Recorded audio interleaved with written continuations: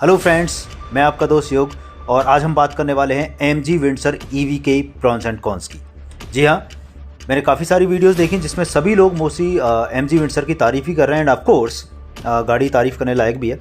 लेकिन हमें दोनों चीज़ें देखनी कि क्या उसके अंदर अच्छाइयाँ हैं, यानी क्या उसके अंदर मेन फीचर्स हैं और क्या उसके अंदर कमियाँ हैं। तो अगर आपने गाड़ी को नहीं देखा है तो गाड़ी सभी शोरूम्स पर अवेलेबल है, टॉप मॉडल सभी के पास पहुंच चुका है, तो आप जाके देख सकते हैं, गाड़ी को विजिट कीजिए और टेस्ट ड्राइव भी आप लेके देख सकते हैं। तो अभी हम बात करने वाले हैं कि उसके सबसे पहले कि क्या मेन फीचर्स। तो सबसे फर्स्ट चीज़, इंडियन मार्केट में यूनिक प्रोपोजिशन, यानी एक यूनिक एंट्री है विंडसर EV की क्रॉसओवर MPV में। और सबसे ज़्यादा जो इसको फोकस किया गया है वो प्रैक्टिकली और कंफर्ट पर, यानी बहुत ही प्रैक्टिकली गाड़ी है और कंफर्ट भी ऑसम है।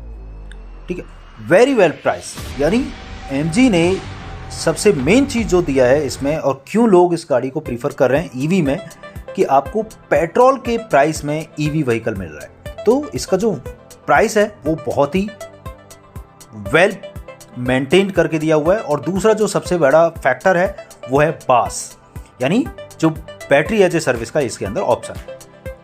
दूसरा लो कंजम्पशन भी है, यानी आपको जो रनिंग कॉस्ट है वो काफ़ी कम पड़ती है। नेक्स्ट हम बात करते हैं वेरी वेल डिज़ाइन। अगर डिज़ाइन की आप बात करें तो डिज़ाइन भी अच्छा है और दूसरा देखने में गाड़ी का जो बिल्ड है वो चीप क्वालिटी का नज़र नहीं आएगा, तो एक अच्छी क्वालिटी के साथ बिल्ड किया हुआ है गाड़ी को। नेक्स्ट आपका कैबिन की अगर हम बात करते हैं, यानी इंटीरियर की, तो गुड लुकिंग कैबिन है। चाहे वो आप फ्रंट में बात करते हैं तो बहुत अच्छा कैबिन है। दूसरा स्पेसियस, यानी बड़ा कैबिन है। इंटीरियर अगर आप देखते हैं, स्पेशली बैक साइड की जो सीट है, यानी रियर सीट्स हैं, वहाँ पे लेग रूम और हेड रूम बहुत ही अच्छा दिया हुआ है, यानी बहुत ही कंफर्टेबल है। 134 bhp की मोटर है, वो काफ़ी इनफ है, जो सिटी के अंदर पावर जनरेट करने के लिए काफ़ी होती है, इवन हाईवे पर भी। साथ में जो MG क्लेम करती है इसकी गाड़ी का, जो एक बार फुली चार्ज होने के बाद वो 331 किलोमीटर क्लेम करती है, बट प्रैक्टिकली अगर हम बात करते हैं तो 250 किलोमीटर तक ये आपको रनिंग रहती है एक बार फुल चार्ज करने के बाद। नेक्स्ट इसका सेलेक्टेबल ड्राइव मोड्स हैं। बूट स्पेस की अगर हम बात करते हैं, बहुत ही अच्छा बूट स्पेस, यानी अगर फैमिली के साथ आउटिंग्स पर जाते हैं तो काफ़ी अच्छा लगेज इसका डिग्गी में आ जाता है। 604 लीटर का बूट स्पेस है, जबकि टॉप मॉडल के अंदर ये 579 लीटर का हो जाता है। नेक्स्ट इज लॉन्ग लिस्ट है इसके अंदर, नंबर ऑफ फीचर्स बहुत ज़्यादा हैं, बहुत अच्छे फीचर्स हैं, इंक्लूडिंग आपका इलेक्ट्रॉनिक फ्लश डोर हैंडल्स हैं, वेंटिलेटेड सीट्स हैं फ्रंट की, 135 डिग्री का रिक्लीनिंग रियर सीट्स हैं, 15.6 इंच का बिग टच स्क्रीन है, वायरलेस चार्जर है, एंड्रॉयड ऑटो कनेक्ट है, एप्पल कारप्ले है, कनेक्टेड कार टैग है और साथ में आपका OTT एप्स भी हैं। तो ये थे आपके सभी best features of this car. Now इसके तो कुछ कॉन्स की भी हम बात करेंगे। कॉन्स में सबसे पहले इसका आता है स्टाइल। स्टाइल क्या है? आज का जो टाइम है, अगर आप मार्केट का देखते हो तो आज का जो लोगों का क्रेज़ है वो SUVs का क्रेज़ है, MPVs का क्रेज़ है। लेकिन यहाँ पर ये गाड़ी आपको क्रॉसओवर में मिलती है, CUV में मिलती है। तो आई एम नॉट श्योर कि कितने लोग इस टाइप के डिज़ाइन को प्रीफर करेंगे। तो अगर यही गाड़ी SUV डिज़ाइन में होती तो माइट भी कि मार्केट में सबसे ज़्यादा पकड़ करती। दूसरा, इनका जो हेडलाइट का प्लेसमेंट है, यानी फ्रंट की अगर हम हेडलाइट की बात करते हैं तो वो प्लेसमेंट बहुत ही चांस इंक्रीज कर देता है डैमेज होने के। यानी अगर आपकी गाड़ी किसी के साथ टच हो गई तो सबसे पहले इसकी हेडलाइट डैमेज होंगी, तो वो आपके गाड़ी का टोटल जो एक्सटीरियर है उससे थोड़ा सा फ्रंट यानी बाहर की तरफ निकली हुई है हेडलाइट्स। नेक्स्ट, आज के टाइम से यानी 2024 में ये गाड़ी लॉन्च हो रही है और इसके अकॉर्डिंग जो किलोमीटर रेंज है 250 किलोमीटर का, वो बहुत ही कम है। क्योंकि आज का टाइम अगर हम बात करते हैं, टाटा जैसे लॉन्च कर रहा है 55 किलोवाट की बैटरी दे रहा है और 500 प्लस किलोमीटर तक का क्लेम करता है।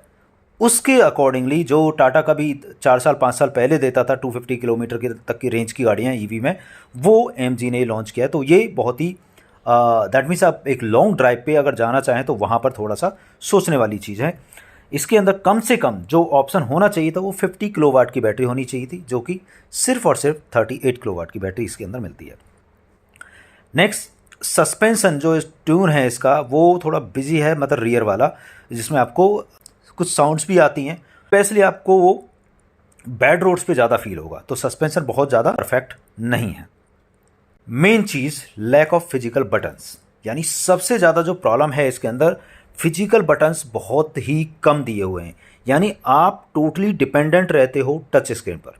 इवन अगर आप ORVM यानी जो आपके रियर व्यू मिरर्स हैं उनको भी अगर आपको सेट करना है तो उसके लिए भी आप टच स्क्रीन पर डिपेंडेंट हैं।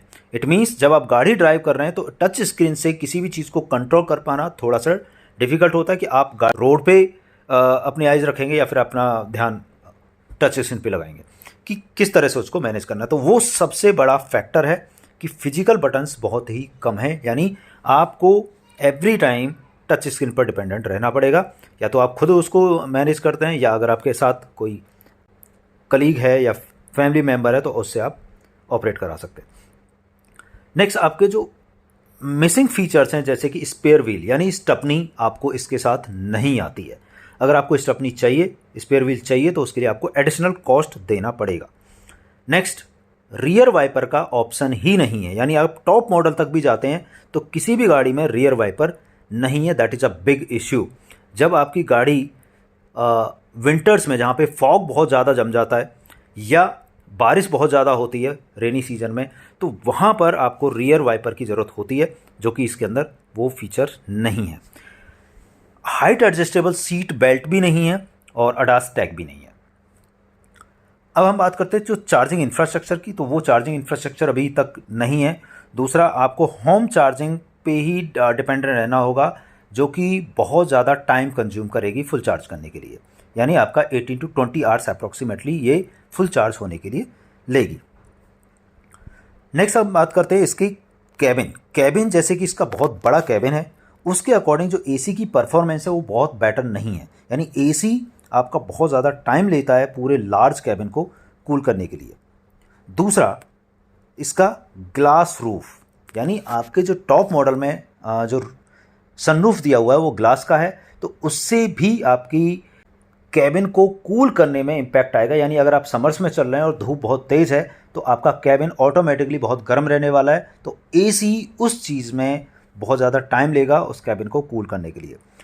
एक चीज़ और मैं आपको बता दूं कि आपको सनरूफ जो है वो सनरूफ मिलती है, लेकिन सिर्फ वो ग्लास रूफ है, फिक्स्ड रूफ है, यानी वो आप ओपन नहीं कर सकते हो। अगर आप चाहते हैं कि मैं बाहर के वेदर को एंजॉय करूं, बाहर निकल के उसको फील करूं, तो वो ऑप्शन इसके अंदर नहीं है, यानी आप सनरूफ खोल नहीं सकते हैं, ओपन नहीं कर सकते हैं। सिर्फ आप अंदर बैठकर व्यू का नज़ारा ले सकते हैं कि बाहर का कैसा व्यू है, क्योंकि आपको टॉप में, यानी जैसे कि आप साइड से जो हमारी विंडोज़ होती हैं, विंडो खोल के आप बाहर गर्दन निकाल सकते हो, ऐसे ही आपका जस्ट सनरूफ होता है कि सनरूफ पे आप खड़े होकर बाहर का एंजॉय कर सकते हैं। वो चीज़ इसके अंदर नहीं है। जैसे कि आपकी विंडो होती है साइड वाली, इसी तरह से इसमें सनरूफ है जो कि फिक्स्ड है, फिक्स्ड ग्लास रूफ है, आप उसको ओपन नहीं कर सकते हो। तो गाइस, ये थे इसके मेनली प्रॉस एंड कॉन्स। आपको वीडियो कैसा लगा कमेंट ज़रूर करें, और इसमें अगर आपको कुछ लगता है कि कुछ और भी डिटेल आपको चाहिए तो then comment, I will try to give the answers. So guys, thank you, have a nice day.